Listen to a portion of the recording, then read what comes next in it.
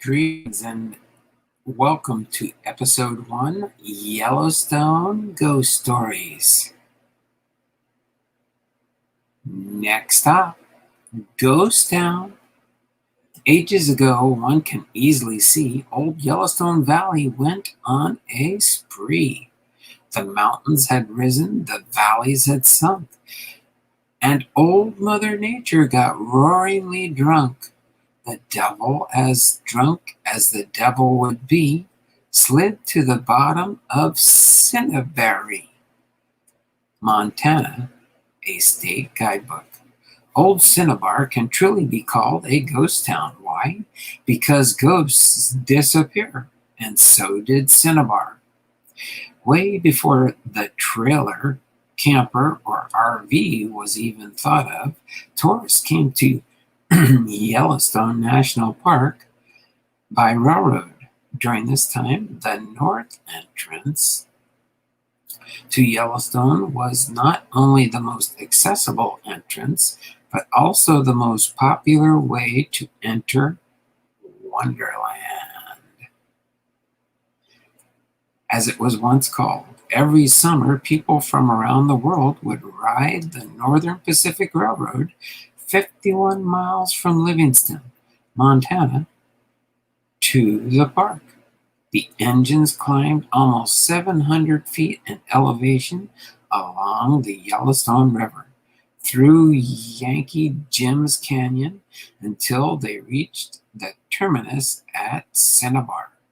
The Cinnabar station, as well as the town of Cinnabar, was created by the railroad practically overnight in 1883, receiving its name from the bright red stone of Devil's Slide, a prominent narrow chute on a steep hillside 2 miles away. But in 1903, Cinnabar was eliminated as quickly as it was created. Cinnabar only existed because the Northern Pacific wanted it to. The original plans were to lay tracks all the way into Gardner, Montana, a few miles beyond Cinnabar. The tracks, however, temporarily halted at Cinnabar because of a land squabble with Buckskin Jim, a local man who would not give up his land claim, which lay right in the path of the proposed railroad tracks. The dispute was circumvented by building the train station at Cinnabar, and then transporting visitors by stagecoach to the Park Hotel at Mammoth. In its short 20 years of existence, until the line was eventually extended to Gardner, Cinnabar was famous for a 16-day stint when it served as the Western White House for President Theodore Roosevelt. The president visited Gardner in Yellowstone National Park to dedicate the Grand Arch at the park's north entrance on April the 8th, 1903.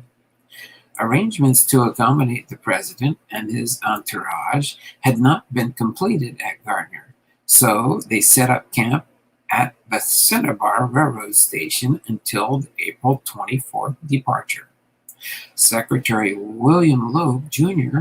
conducted presidential affairs of the state from a string of Pullman and parlor cars, while couriers commuted to President Roosevelt as he traveled through Yellowstone.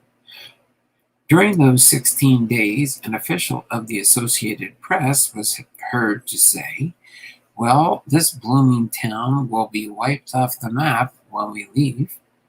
He didn't know how right he actually was. 9 days after the president left, Cinnabar was a virtual ghost town, with only shells of a few buildings left behind as a testament of its brief grandeur. When the train depot at Gardner was completed, Cinnabar disappeared into the sagebrush. Today, the town isn't even a shadowy semblance of its former self. Its dusty streets are gone.